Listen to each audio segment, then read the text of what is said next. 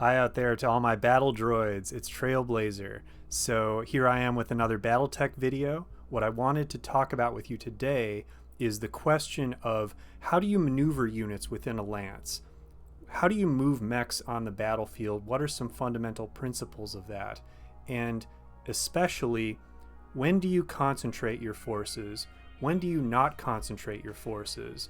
And how do you prepare yourself for the necessity of eventually concentrating your forces? So let's just start out with a couple of fundamental facts about this game that we all love and how it plays. The first one is, realistically speaking, and I'm sure this will sound familiar to you if you've been playing for a while, many and probably most games of BattleTech come down to a close range brawl. Ultimately, what decides the game is a close range fight with a lot of mechs or other units concentrated in a small area of the map. The second fundamental fact is that a big part of the way that you win close range brawls is by concentrating your forces. If you are able to get all of your forces into that small area of the map where the close range brawl is happening, and your opponent is only able to get maybe half their forces into that small area where the close range brawl is happening, then you're the one who's probably going to win the brawl, unless the forces they have that are outside the brawl are like super powerful snipers or something who don't need to be close in. Aside from those kind of cases, if you're the one who can concentrate your forces most at the location of the brawl, you will be the one who probably wins the brawl. Now, if you keep these facts in mind, it is very natural to reach the conclusion that the best way to play is to just keep your forces concentrated throughout basically the whole game. But that's not exactly right.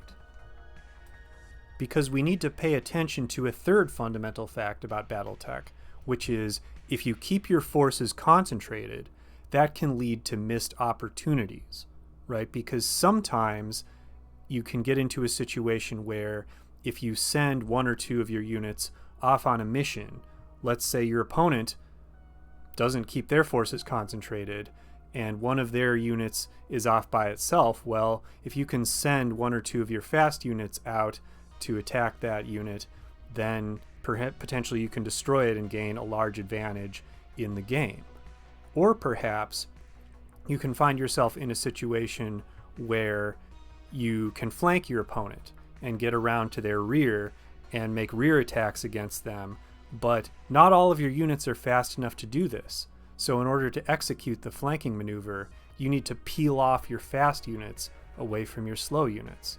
In that kind of a situation, if you're too dedicated to concentrating your forces, you are going to miss an opportunity that could win you the game.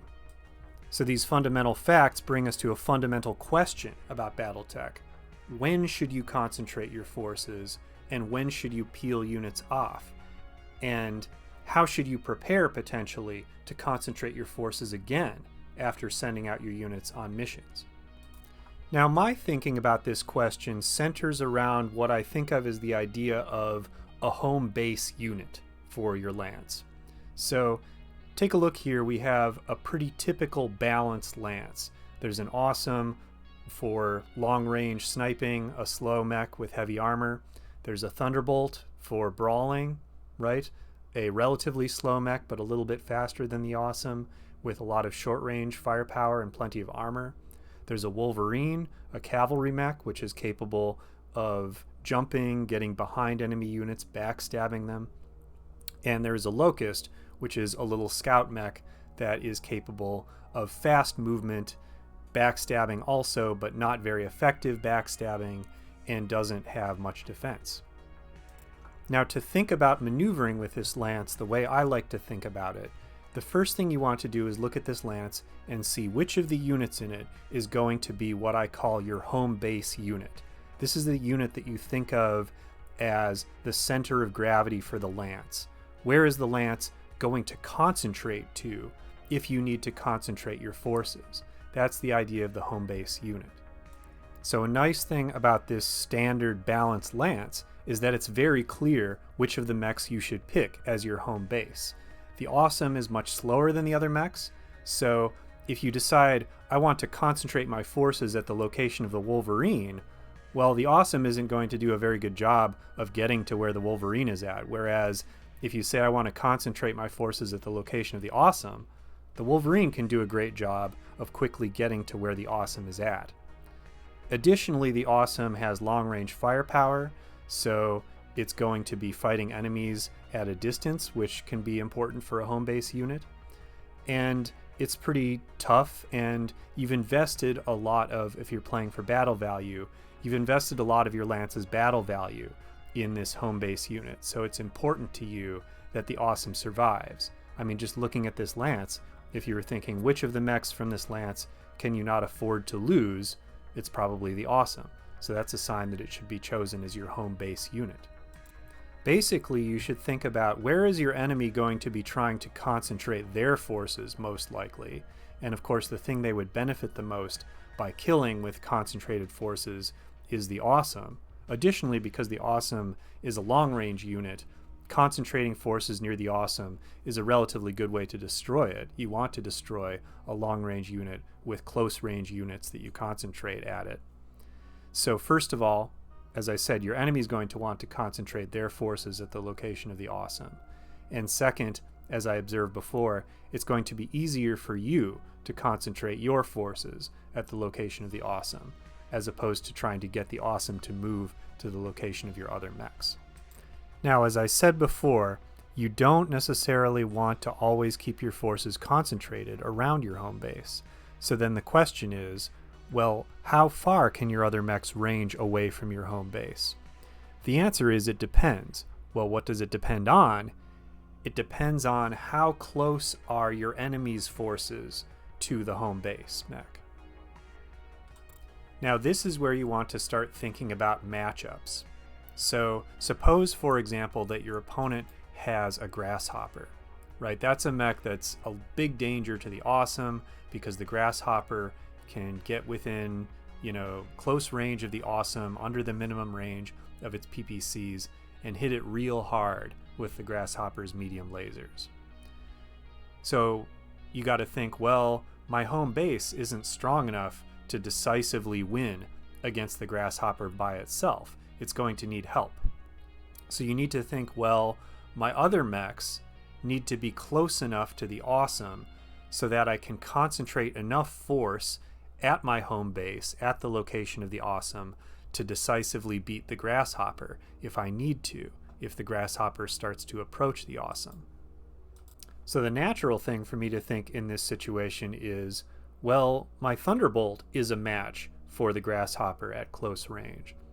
And so if I concentrate my forces at the Awesome, that is, if I move the Thunderbolt close in with the location of the Awesome, then the Thunderbolt and the Awesome together will be enough to decisively defeat the Grasshopper.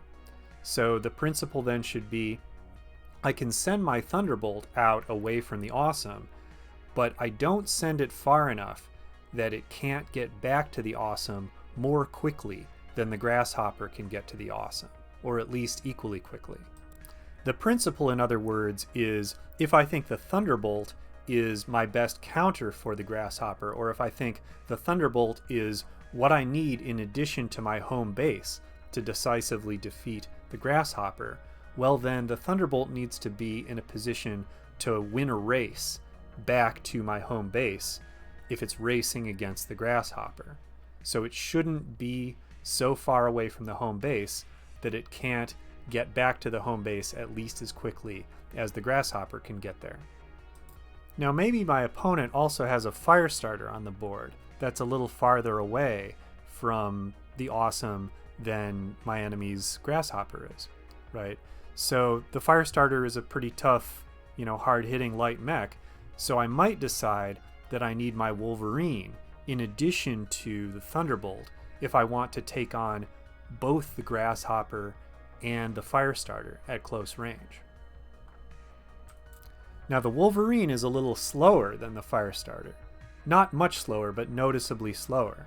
So I don't want the Wolverine to be as far away from the awesome as the Firestarter is. I want to keep it a little bit closer to the awesome than the Firestarter, so that again, the Wolverine can win a race back to the awesome if it's racing against the Firestarter.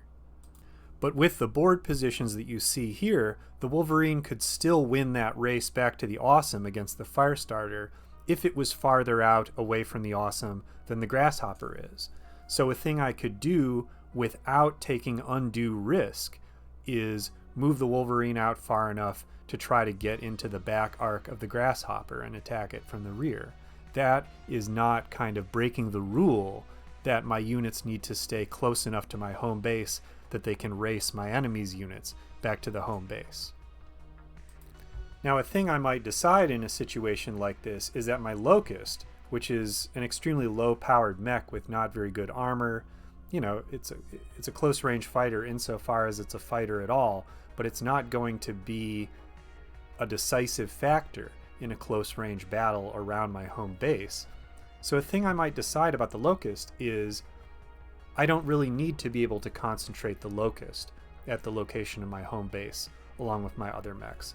My other mechs can handle any situation that the Locust would ever be any help for by themselves. So in that kind of a situation, I could send the Locust ranging as far as I want out across the whole map and not worry about how close it is to my home base, because it doesn't need to be able to win a race back to my home base. Now, the principles that I've talked about in this video are purely defensive. They're not telling you how should you prepare to concentrate your forces, for example, at your enemy's home base, right? I'm going to treat that as a separate topic. I'm not going to talk about it today. But at least this should give you a basic idea of, look, when is it okay to spread your forces out, and when is it too much of a risk to spread your forces out? There's no rule about tactics that doesn't have exceptions, and this one is the same. There are going to be times when you're going to want to spread out farther than your opponent does away from your home base. There are going to be some times when taking that risk will be worth it. But treat this rule, I think, as a guideline. It's a guideline that I use in my games to decide how far apart do I want my mechs to be, and additionally, it provides guidelines about when you should begin to concentrate your forces. Because again, if I think about that matchup between the Grasshopper and the Thunderbolt, if I see my opponent closing in on my home base mech with the Grasshopper, then that means it's going to be time to start concentrating my forces. If I see my opponent approaching the awesome with the Grasshopper, I know it's time, or it's probably time, to start moving my Thunderbolt back so that I can concentrate around the awesome and defeat the Grasshopper if necessary in close. So just to wrap up and summarize a bit, the key factors that you need to think about when you're planning your maneuvers this way is first, choosing the right home base unit, picking a unit that is slow, well protected, important, usually a long range unit. And second, in order to decide how far your close range units are going to stray away from your home base unit, think about the matchups between your close range units and enemy close range units. Which of your close range units are you going to need to beat which of the enemy's close range units? And then decide, well, those ones are the ones that need to be able to win a race with those enemy close range units. Finally, a thing that I should clarify here probably is you don't need to have just one home base unit. If you have multiple long-range, heavily armored, or lightly armored, indeed, units like the Awesome, if you have multiple long-range units that you want to be able to protect and concentrate your forces around, you should think of those together as your home base unit. And a lot of the time you want to keep those longer-range home base units together in one clump, so that your fast units can concentrate together at the location of your home base units, if needed. Again, there's lots more to maneuvering in BattleTech beyond what I've said today, but I hope that these guidelines are ones that will be of use to you in your games.